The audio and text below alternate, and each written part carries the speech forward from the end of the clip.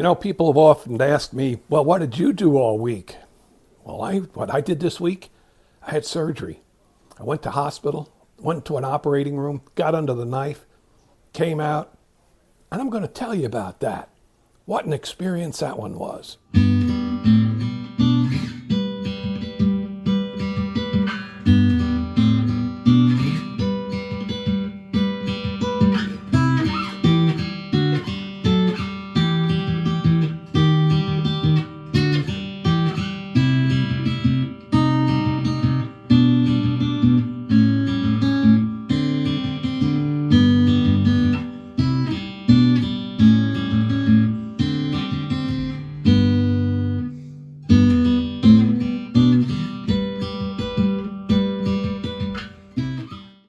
But I'm going to talk a little bit in this video about the day in surgery. I won't have any videos to show because I don't think they would have appreciated me taking my camera with me on all the procedures. But just for my impression of how it went for me and how it's going now.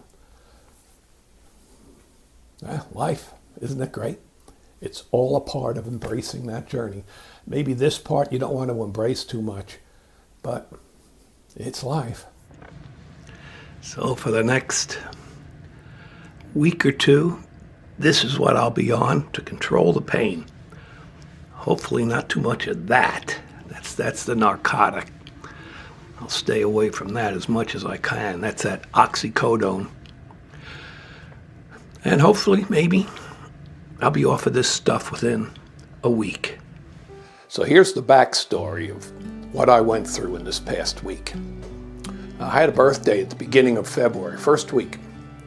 And for my wonderful birthday present, I found out that I had a hernia, a inguinal hernia, which is a hernia down by your groin. I also had a abdominal hernia, which is in your belly button. Your innie becomes an outie. Well, I had that for years. It never bothered me, so I let it go. So I called my doctor because I was kind of concerned about the hernia down by the groin, and they said they couldn't get me in until like the last week of February. I said, okay, let's get it scheduled. And then my son and my daughter-in-law came over for dinner on a Tuesday, and they said, no, that's not going to do.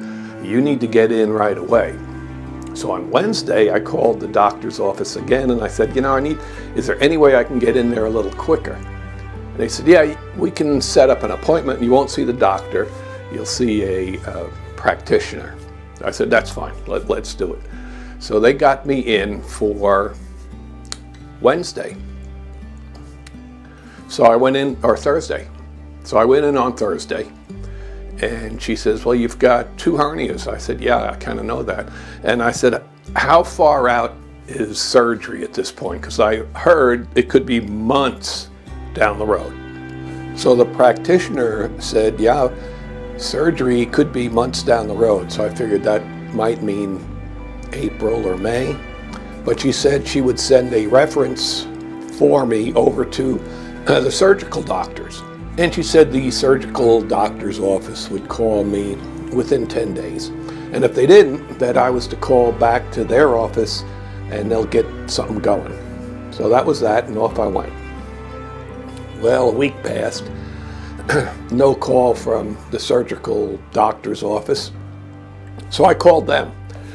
And it was one of those where you leave your number and they'll call you back. And they did. They actually did. They called me back in about 3 hours, which was great. And what they told me was that they didn't have any record that I was on a waiting list or anything like that. But they had, they all work in cahoots, so they all have the same data in the computer. So she was able to look me up, said, oh yeah, you did go, and I guess they just hadn't gotten that information over to them. But she says, we can get you going, and we'll set up an appointment with Dr. Robinson. And that appointment was then going to be for Monday. I said, good enough, let's go. So Monday rolls around and I meet with Dr. Robinson. And he says, well, you've got 2 hernias. Yep, I kind of knew that. And he says, there's no cure for this stuff. The only thing you can do is have surgery. I realized that. And I said, how soon can I get in? And he says, well, you'll meet with a nurse, and she's the scheduler, and she'll see what we can do. So I meet with her, and she says, when do you want to get in? And I said, well, as soon as possible. So she looks through the computer, looks at all the screens, and the things are flashing up. She goes, how about next Monday? Whoa, that's a little sooner than what I thought. I had originally thought this thing was going to be in April or May, but now it's going to be just a week down the road.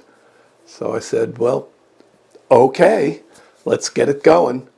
So she gets me in there, and she says, a nurse from the hospital will call, and they'll tell you the times, the place, and what you do from there. So that Thursday, the nurse calls from the hospital, and she says, well, be at the hospital at noon. We'll do a registration, and gives me specifics. Don't eat anything on Sunday after dinner. I could have liquids, clear liquids, but no food after dinner. Okay. So we're all scheduled to go. Monday rolls around, and Karen and I go down to the hospital. We register. They take me in the back, put that little band around your wrist, and in I go. And a nurse calls me out and says, Walton, that's me. And up I go, and she goes, come on back. So I give Karen a kiss, goodbye, and off I go. Now I've had surgeries before, quite a few of them, and each year they seem to get, or every time I had a different procedure, they seem to get better. So on this one, they take me back in the room, and she goes, strip all your clothes off and put on this gown. Usually the gowns are some kind of a light fabric, and you know, the ones that leave your butt hanging out in the back. Well, this one is more like a papery kind of thing. You put it over your head, and your arms come out the side, but the back end part has a little belt kind of thing, which you hold with your one hand, so that kind of shuts down the back end, and that's kind of cool. I'd never seen that one before. So I'm all set, and I'm laying there. Every time someone new comes that sees you, they always ask you the same question: what's your full name, what's your date of birth, and what are you here for? So nurse comes in, asks me those questions. I give her all the answers. And she goes ahead and puts the IV into my hand.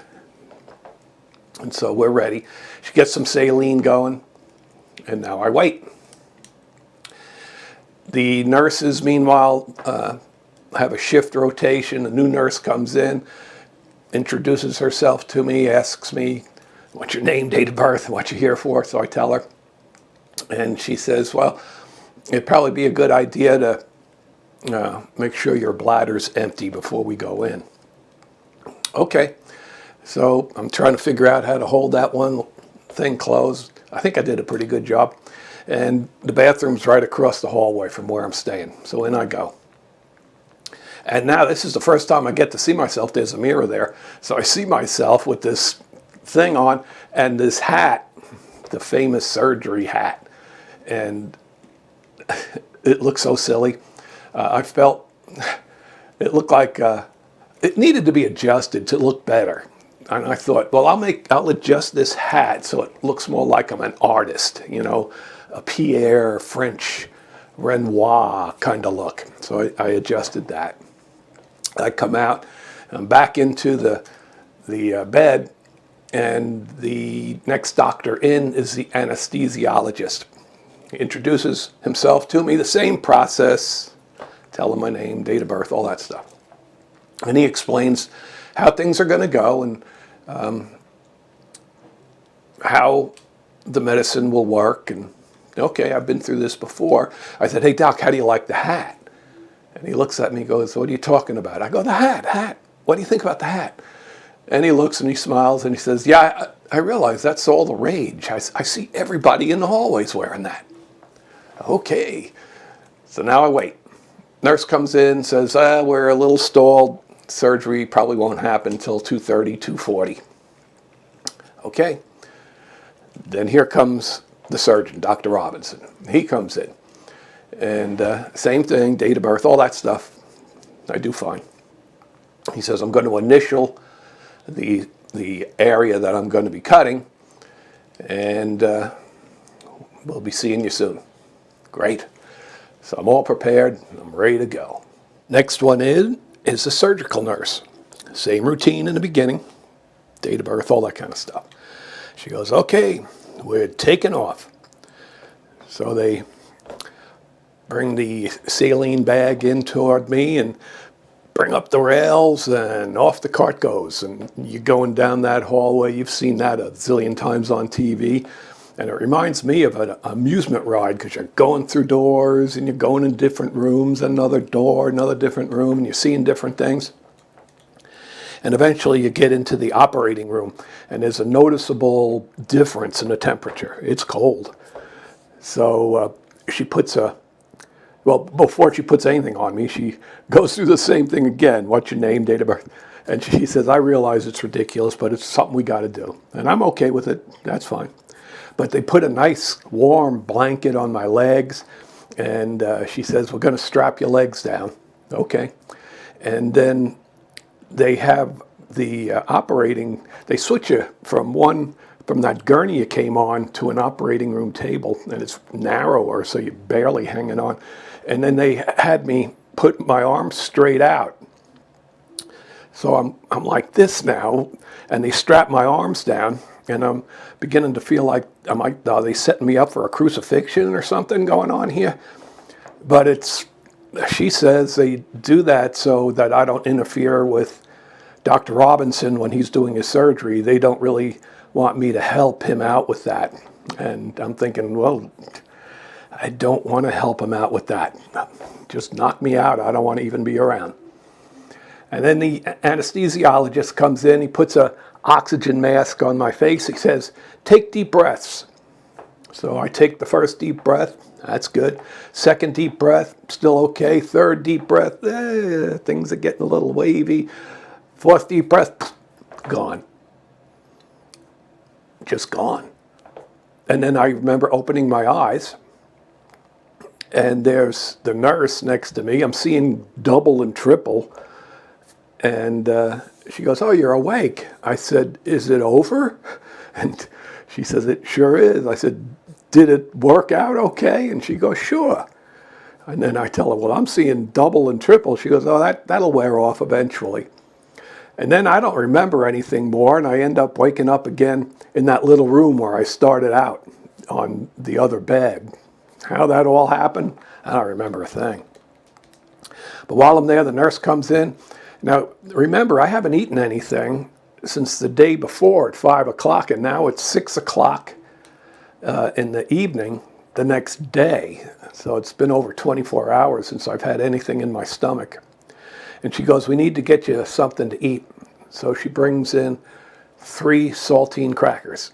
The anesthesiologist had told me that after coming out of surgery, I might have cotton mouth, maybe a sore throat. And I'm telling you what, that cotton mouth, it felt like somebody dragged my mouth across the Sahara Desert. I mean, it was dry. And sore throat, I think it was the sorest I've ever had it. But now I'm going to try to eat 3 saltine crackers. Do you have any idea what it's like to try to eat a saltine cracker when there's like a Sahara Desert in your mouth? It doesn't work.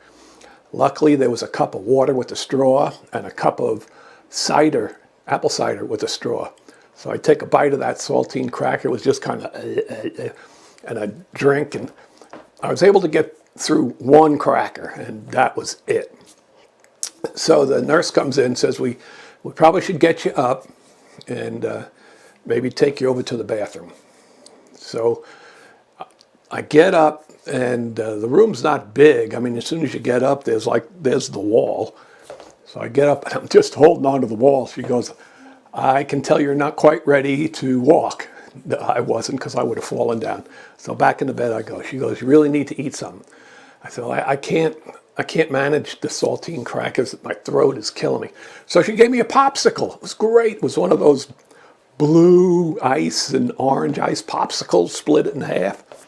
So I ate that, got that going down on my throat. And then she gave me a little thing of applesauce. I tried eating that too. And then they went for a second try to get me up and get me across the hallway. So I was able to get up, and I got to the front part of the room where the curtain is. They pulled back the curtain, but I'm holding on because I know things aren't too good. And another nurse sees it and goes, hey, he's not ready. So back in the bed I go again. And they said that Karen had shown up, and if I'd want her to be in the room. Of course I want Karen. So Karen comes over to the room, and she has with her chocolate chip cookie and protein bars. So again, I am starving. I eat that up, wait a little bit, and I'm able to get up and walk fine. So we take care of that. I get to go home, and everything's done. So now I'm all fixed up. It's about an 8-week recovery process. The first 3 days, they were the toughest. There's a little bit of pain down in the areas where the incision was. It's a little painful sitting up and sitting down, a little painful lying down.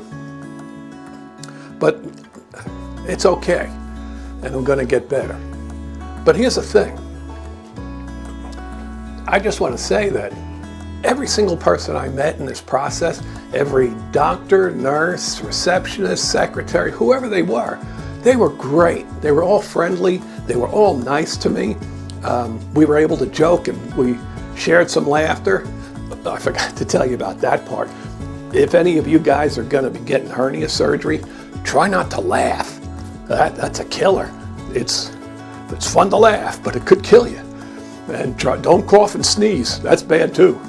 But and if you're married to someone like Karen, it's hard not to go through some laughing. And she promised she wouldn't try to be funny and try to make me laugh, but she's Karen. And I had a lot of laughs. But that's okay. Maybe that helps cure you down the road. Anyway, the people were great. I can't say enough for the health care that I had. It was so positive. I've heard so many bad things about it, and maybe people have had bad experiences, but for me and my experience, it went really well. So now it's just a matter of getting better. Each day gets better. I'm now into my 5th day after surgery, and I'm walking around the house now. I try to walk outside, but the weather's kind of goofy. It's snowing, it's raining, and I really don't want to slip and fall, especially in this condition. But I am getting to walk around the house. I'm eating well. It's just a matter of time and getting better. You know, I'm 73 years old, and I figured this might be a tough one. And the older you get, maybe the worse it gets when you go through these procedures.